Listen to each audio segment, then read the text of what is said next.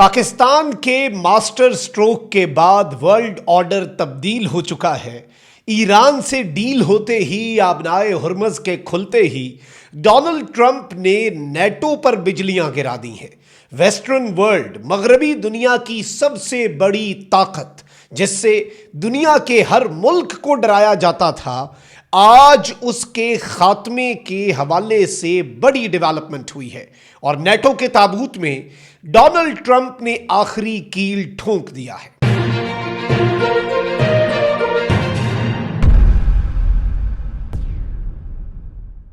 बिस्मिल्लाहिर्रहमानिर्रहीम, अस्सलाम वालेकुम। मैं हूं मखदूम शाहबुद्दीन। 17 अप्रैल 2026 जुमतुल मुबारक का बाबरकत दिन। नाज़रीन किराम, इंपॉर्टेंट डेवलपमेंट्स हैं जो आपके सामने रखनी है। एक जानिब तो डोनाल्ड ट्रंप ने बयानात की भरमार कर दी है, पाकिस्तान का शुक्रिया अदा कर रहा है। ट्रंप ईरान के साथ बेशतर मामलात के तय होने का ऐलान कर दिया गया है। आबनाए हुर्मज खुल चुका है, लबनान में सीज फायर हो चुका है। डोनाल्ड ट्रंप के इन ऐलानात के बाद की सूरत हाल यकसर तब्दील हो रही है। आलमी मंडियों में इतनी तेजी से तेल की कीमतें नहीं गिरी जो इस एक डेवलपमेंट के बाद हो रहा है। रॉयटर्स ने और ब्लूमबर्ग ने यह कंफर्म किया है कि बैक टू बैक, यहां तक कि अब CNN ने भी यह दावा किया है कि अमेरिकी एडमिनिस्ट्रेशन जो है ट्रंप की, यानी कि डोनाल्ड ट्रंप और उसके टॉप के जो लोग हैं, वो ईरान से पाकिस्तानी मीडिएटर्स के थ्रू राब्ते में हैं और बैक टू बैक कॉल्स हैं। यानी आप ये समझ लें कि दिन रात कॉल्स का तबादला हो रहा है पाकिस्तान की लीडरशिप और अमेरिका की लीडरशिप के दरमियान। और जाहिर बात है, निगोसिएशंस में ऐसा ही होता है, एक साइड का पैगाम दूसरी साइड पर फिर कन्विंसिंग भी। पाकिस्तान इस सब के अंदर सिर्फ पैगाम रसा नहीं बल्कि एक लीडर बन के भी उभरा है। बहुत से मामला, अब लबनान वाले मामले में पाकिस्तान ने स्टैंड ले लिया था। अब डोनाल्ड ट्रंप के ये ट्वीट्स और डोनाल्ड ट्रंप ने ये सब कुछ करने के बाद अब चूंकि आबनाए हुर्मज खुल चुका है, नेटो पर बिजलियां गिरा दी हैं। ये डिटेल्स भी बड़ी इंपॉर्टेंट हैं, लेकिन उससे पहले अगर अभी तक आपने इस वीडियो को लाइक नहीं किया, लाइक जरूर कर दें। कमेंट सेक्शन में राय का इजहार भी कीजिएगा। पाकिस्तान जिंदाबाद का नारा भी आपने कमेंट करना है और अगर हो सके तो इस वीडियो को आप शेयर भी कीजिएगा। नाज़रीन इकराम, 2-3 बड़ी डेवलपमेंट्स हैं। पहले तो मैं आपको यह बता दूं कि डोनाल्ड ट्रंप ने कहा है कि इसराइल जो है, it is no longer allowed to bomb Lebanon. यानी ये एक तरह से इसराइल को ऑर्डर जारी किया है कि इसराइल को अब लबनान पर बमबारी की इजाजत नहीं होगी और अमेरिका की तरफ से इसराइल के फर्दर एक्शंस को रोक दिया गया है। ये अल्फाज का चुनाव बड़ा डिफरेंट है, ये अल्फाज का चुनाव बड़ा इंटरेस्टिंग है, क्योंकि इसमें यह नहीं कहा गया कि भाई इसराइल ने कमिटमेंट की है, इसराइल की मेहरबानी। डोनाल्ड ट्रंप ने कहा मैंने इसराइल को मना कर दिया, इसराइल के आगे पाबंदी लगा दिया, वो लबनान पे कोई हमला नहीं करेगा। यानी इसराइल कोई हरकत करना भी चाहे तो अमेरिका ने कह दिया अब तुम फिर हमारी वायलेशन करोगे। फिर नेतन्याहू कहता है कि at the request of my friend president Trump with whom we changed the Middle East and achieved tremendous accomplishments, we agreed a temporary ceasefire in Lebanon। Netanyahu कहता है कि मेरा दोस्त डोनाल्ड ट्रंप, उसके साथ हमने मिलकर मिडल ईस्ट को बदल दिया है और अब उसने कहा है तो हम लबनान में सीज फायर कर रहे हैं। अलबत्ता मामला जो है वो इतना सादा नहीं है। एक तरफ तो आबनाए हुर्मज खुला है, पूरी दुनिया जो है वो इस वक्त सुख का सांस ले रही है।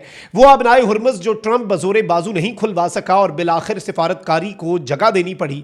36 घंटे में पाकिस्तान के फील्ड मार्शल ने उस आबनाए हुर्मज को खुलवा दिया।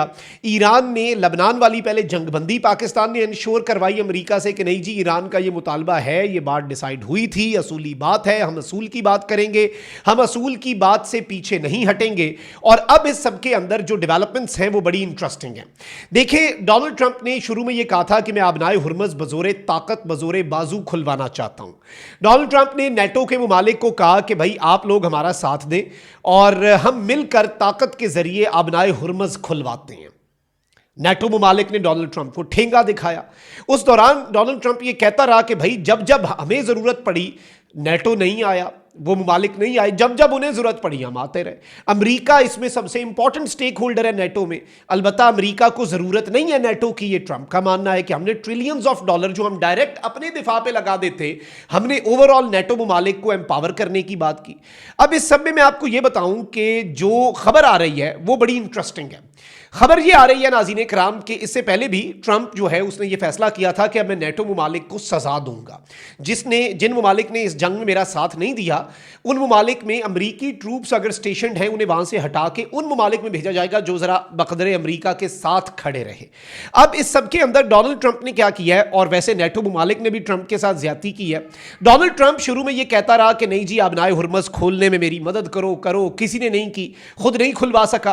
पाकिस्तान ने सिफारतकारी के पॉइंट ऑफ व्यू से आबनाए हुर्मस जो है वो खुलवाने में अमेरिका की मदद की, ईरान की, कि भाई एक मामला हल हो। ईरान और अमेरिका दोनों पाकिस्तान जिंदाबाद का नारा लगा रहे हैं।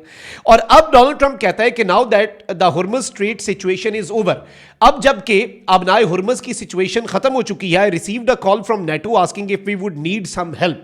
मुझे नेटो की तरफ से कॉल आई है और नेटो वालों ने पूछा है कि आपको आबनाए हुर्मस वाले मामले में कोई मदद तो नहीं चाहिए। यानी अब ये ट्रंप को भी तपाने वाली बात है, एक बंदा आपसे मदद मांगता रहे और आप उस वक्त मदद ना करें और जब उसकी सुलह हो जाए आप फिर फोन करके कहें हाँ भाई जरूरत है हमारी, बताएं, हुक्म लगाएं, बस हम आ रहे हैं, हम फौजें लेके आ रहे हैं, हुक्म करें ट्रंप साहब।